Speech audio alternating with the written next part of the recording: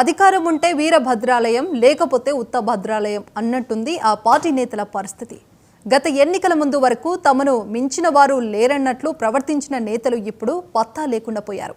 అసలు ఎక్కడున్నారో ఏమైపోయారో ఎవరికీ తెలియని పరిస్థితి. చివరకు సొంత పార్టీ నాయకులు కార్యకర్తలకు కూడా అందుబాటులో ఉండటం లేదు. అజ్ఞాతవాసంలో ఉన్న బీఆర్ఎస్ నేతల జాడ కనుక్కోవడం ఆషామాషా కాదని సొంత పార్టీ వారే నైరాశ్యం వ్యక్తం చేస్తున్నారు. 10 ఏళ్లు రాజభోగాలు అనుభవించిన నేతలకు ఎందుకు పరిస్థితి? ఏది ఆ జిల్లా? ఇప్పుడు పరిస్థితి ఎలా? ప్రత్యేక కథనంలో చూద్దాం.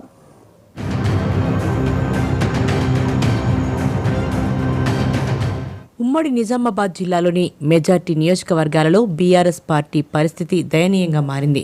గత 10 ఏళ్లు ఏ చిన్న ఎన్నికలొచ్చినా మేమంటే కాదు మేమే పోటీ చేస్తామంటూ పోటీ పడ్డ నాయకులు ఇప్పుడు స్థానిక ఎన్నికలొస్తుంటే ఎక్కడ తమను పోటీ చేయమంటారో అని తప్పించుకు తిరుగుతున్నారు. మొన్నటి వరకు మంది మార్బలంతో పెత్తనం చెలాయించిన ప్రజాప్రతినిధులు ఇప్పుడు ఎవరికీ అందుబాటులో లేకుండా పోవడంతో ఆ పార్టీ శ్రేణులు దిక్కుతోచని స్థితిలో ఉన్నారు. ఎంతకాలం ఈ అయోమయం అనుకుంటూ కొందరు అధికార పార్టీలో చేరిపోగా, అధికార పార్టీలో అవకాశం లేని మరికొందరు తమకు అవకాశం కల్పించే పార్టీలో చేరుతున్నారు. గతంలో బీఆర్ఎస్ నాయకత్వం ఏ కార్యక్రమానికి పిలుపునిచ్చినా పిలవడమే ఆలస్యమంటూ పొలోమని వాలిపోయే వందలాది కార్యకర్తలు, నాయకులు ప్రస్తుతం స్వయంగా ఇళ్లకు వెళ్లి పిలిచినా మొహం చాటేస్తున్న పరిస్థితి నెలకొంది.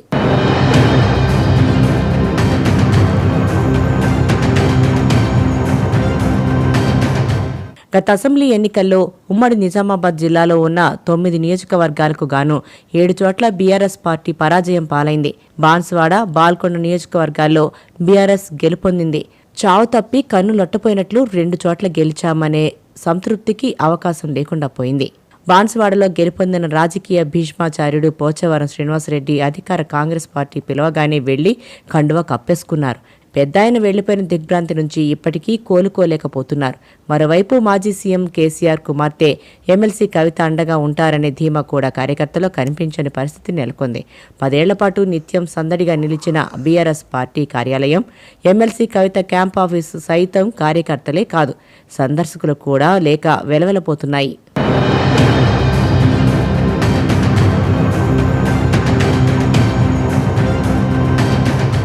రాష్ట్ర స్థాయిలో అధికార పార్టీని అడుగడుగునా అడ్డుకుంటుండడం పార్టీ శ్రేణులను ఒక్కింత ఊరట కలిగిస్తున్నా, జిల్లాలో మాత్రం మొక్కుబడిగా మమ అనిపిస్తున్నారు. అధికార పార్టీ నేతలు వారి వైఫల్యాలను నిలదీయడం కాదు కదా, కనీసం ప్రశ్నించే నాయకులే కరువయ్యారు. హామీలు అమలు చేయకుండా కాలయాపన చేస్తుంటే అధికార పార్టీని ఎందుకు విమర్శించడం లేదని ఎవరైనా గట్టిగా ప్రశ్నిస్తే ఎక్కడ ఏమి మాట్లాడినా ఎదురు దెబ్బలు తినాల్సి వస్తుందేమోనని మొక్కుబడిగా పార్టీ కార్యక్రమాల్లో పాల్గొని కెమెరాలకు ఫోజులిచ్చి వెళ్లిపోతున్నారు. అధికార పార్టీలోని కీలక నాయకులు మొదలుకుని చిన్నా చితక నాయకుల వరకు దాదాపు అందరిది ఇదే పరిస్థితి. కొంతమంది మాత్రం మీడియా సమావేశాల్లో బహిరంగంగా విమర్శలు చేసి తమ ఉనికి ప్రదర్శించుకుంటున్నారు.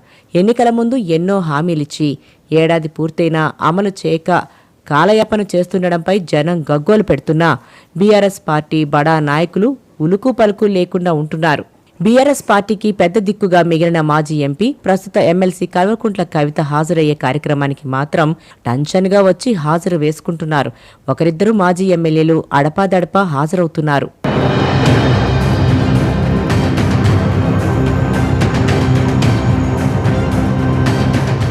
మొన్నటి ఎమ్మెల్సీ ఎన్నికల్లో పార్టీ తరపున అభ్యర్థులను నిలబెట్టకపోవడం పార్టీ కేడర్ను మరింత కృంగతీసింది. బీఆర్ఎస్ ఉనికిని కాపాడేలా గట్టి కార్యాచరణ రూపొందించడం కోసం మాజీ ఎమ్మెల్యేలు, మాజీ చైర్మన్లు ఎవరూ కూడా ముందుకు రావడం లేదు. అసెంబ్లీ ఎన్నికల ముందు జిల్లా అధ్యక్షుడిగా ఆర్మూర్ ఎమ్మెల్యేగా ఉన్న ఆసన్న గారి జీవన్ రెడ్డిని నియమించారు. కానీ మిగతా కార్యవర్గాన్ని నియమించలేదు. దీంతో జీవన్ రెడ్డి పూర్తిగా తన నియోజకవర్గం దాటి రావడం లేదు. తరచూ అధినేతను అనుసరించడానికే పరిమితమైన జీవన్ రెడ్డి జిల్లా కార్యాలయం వైపు కనీసం కన్నెత్తి చూడని పరిస్థితి నెలకొంది. పార్టీ బలహీనపడి నియోజకవర్గాల్లోని పార్టీ శ్రేణుల్లో నైరాస్యాన్ని పారదోలి పార్టీని బలోపేతం చేసే గురుతర బాధ్యత ఉన్నప్పటికీ అలాంటి ఆలోచనే తనకు లేదన్నట్లు జీవన్ రెడ్డి వ్యవహరిస్తున్నారు.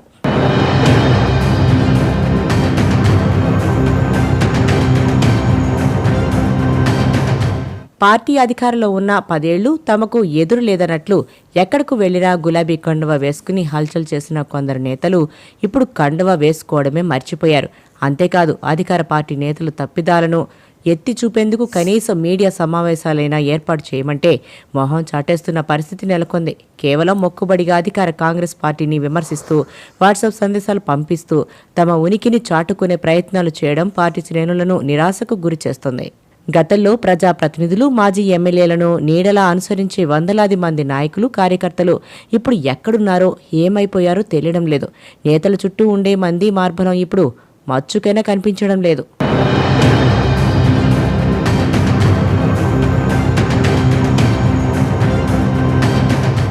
మాజీ ఎమ్మెల్యేల వద్ద కోటగిరిగా ఉన్న ద్వితీయ శ్రేణి నాయకులు ఎన్నికల్లో పార్టీ ఓడిపోయిన వెంటనే అధికార పార్టీలో చేరిపోయారు. గతంలో ఎమ్మెల్యేలకు తానా తందానా అన్నట్టు భజన చేసిన బృందాలు క్రమంగా కనుమరుగైపోయాయి.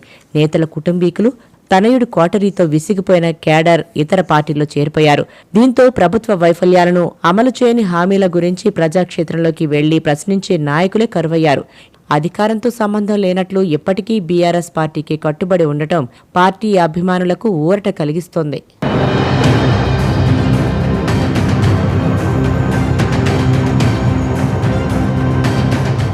చాలా మంది నేతలు, కార్యకర్తలు నిస్తేజంలో కూరుకుపోయిన విషయాన్ని గుర్తించిన అధిష్టానం కొద్ది రోజుల కిందట జిల్లా నేతలకు సంచలన ఆదేశాలు జారీ చేసింది. త్వరలో జరగనున్న రజతోత్సవాలను నభూతో నభవిష్యతి అన్నట్లు ఘనంగా నిర్వహించేందుకు ఏర్పాట్లు చేయాలని సూచనలు ఇచ్చింది. దీంతో జవసత్వాలు ఉడిగిపోయి నిస్తేజంలో కూరుకుపోయిన పార్టీ శ్రేణులకు అధిష్టానం ఆదేశాలు జీవం పోశాయి. పార్టీ మనుగడే ప్రశ్నార్థకంగా మారిన తరుణంలో రజతోత్సవాలను అట్టహాసంగా నిర్వహించడం ద్వారా పూర్వ వైభవం తీసుకురావాలన్న బీఆర్ఎస్ అధిష్టానం ఆశలు ఏ మేరకు ఫలిస్తాయి? ఉమ్మడి నిజామాబాద్ జిల్లాలో బీఆర్ఎస్ పార్టీ పుంజుకుంటుందా? వేచి చూద్దాం.